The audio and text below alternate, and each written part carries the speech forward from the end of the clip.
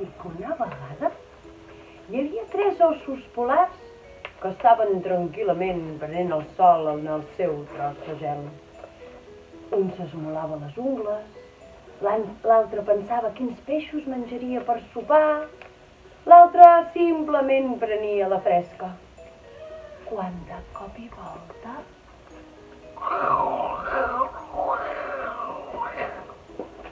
el tros de gel on estaven es va separar de les restes de la terra.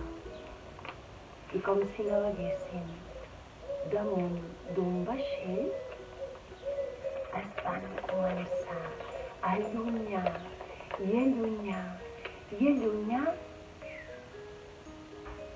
de casa seva. Mare de Déu, Senyor! Deia l'un. Ai, Verge Santa! Deia l'altre. A on anirem a parar? Miressin on miressin, només veien aigua. Estaven allà, aquell trosset tan menut, tan remenut de gel, la mar d'avorrits, com us podeu imaginar. I un va dir, per què no juguem a un joc? Per què no juguem a veig? Ah, d'acord, van dir els altres dos. Va, vinga, veig, una cosa que comença per la lletra O.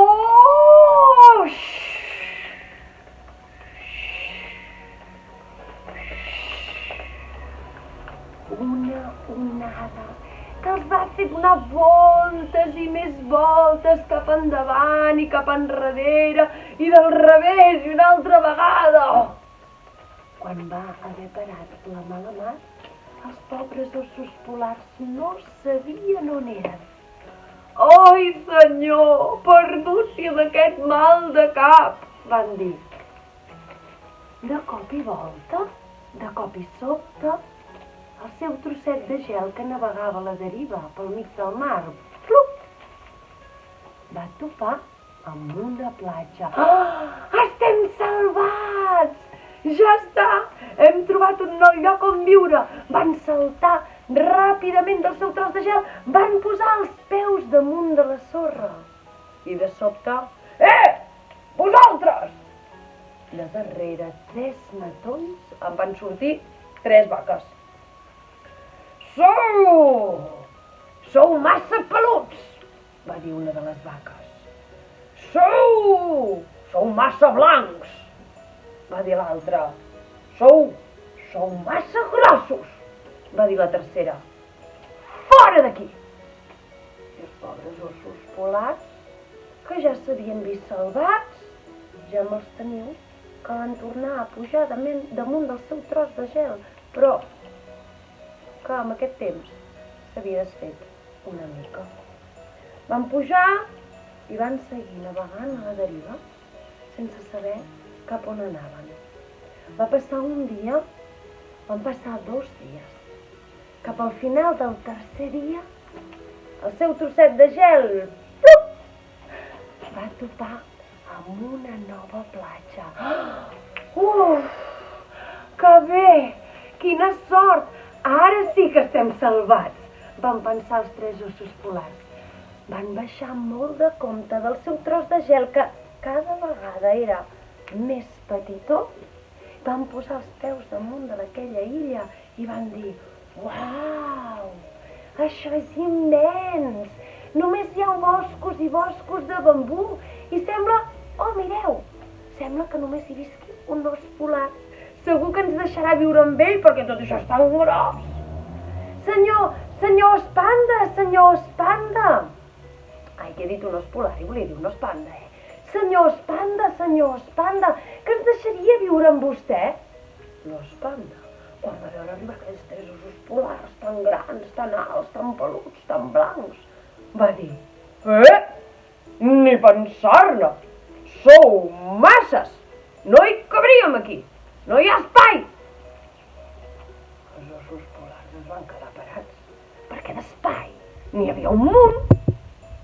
Van mirar a la dreta, van mirar a l'esquerra. Desert, no hi havia ningú. Només l'os panda. Però senyor os panda, si aquí nosaltres no ocuparem gaire espai, de veritat, ens arraconarem allà amb un trosset. I els 3 pobres ossos polars van pujar damunt del seu tros de gel, que cada vegada era més menudet, i van continuar navegant a la deriva. «Ai, quin desastre!» deia l'un. «Oh, quin horror!» deia l'altre. «Què farem?» Va passar un dia, van passar 2 dies, van passar 3 dies, i cap al final del 4è dia, el seu trosset de gel va topar contra una illa molt estranya. Estava tota rodejada per una mena de muralla on només hi havia una porta petita, petiteta. Al mig de la illa es veia una gran muntanya, i a dalt de tot de la muntanya, si t'hi fixaves bé, es veien 2 girafes prenent el sol. Sí, tal qual. «Oh!» deia l'una. «Oh!» deia l'altra.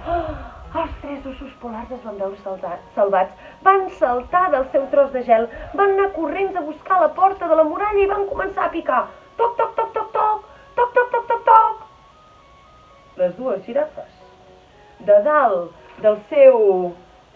dalt de la muntanyeta, van dir: «Escolta, et sembla que has sentit un soroll?» va dir una. «Oh, potser sí, però faré veure que no l'he sentit, que no em ve de gust aixecar-me», va dir l'altra. I els pobres ossos polars, vinga a picar i a picar i a picar a la porta. I les girafes, com si sentissin ploure. Quan el seu trosset de gel era ja tan petit, tan petit, tan petit, que gairebé no s'hi cabia, els 3 ossos polars s'hi van tornar a enfilar, fent equilibris l'un damunt de l'altre. Ai! I van començar a navegar a la deriva novament. Ai, mare meva, que ens estem quedant sense gel i no tenim on anar a parar. Ai, estimats ossos polars, us estimo molt, m'ha agradat molt ser el vostre amic tots aquests anys, deia el més gran de tots. Ai, us trobaré molt a faltar, deia l'altre, aguantant-se amb una sola cama. Quan de cop el seu trosset de gel es va fer tan petit, que es va fondre, i els ossos polars van anar a parar a una última platja. Sembla que hem trobat un altre lloc. Sembla que aquí no hi ha ningú. Van mirar a darrere dels matolls, van mirar a dalt de les palmeres, van mirar enmig de les bardisses. Sembla que estem sols i que aquí sí que ens hi podrem quedar. Estaven molt emocionats i de cop i volta... Vosaltres! Ui! D'allà darrere la platja se sentien unes veus que els tornaven a cridar. No s'ho podien creure. Els 3 ossos polars es van girar a poc. I a dins del mar, navegant amb una fulla de palmera, van veure 3 mones que deien: «Per favor! Vosaltres, ossos polars, sisplau, som 3 mones que fa dies que naveguem a la deriva. Per favor, que ens podríeu acollir a la vostra illa, estem perdudes, no sabem on anar, tenim molta gana, no tenim res per menjar». Els 3 ossos polars se les van quedar mirant i van dir: Sou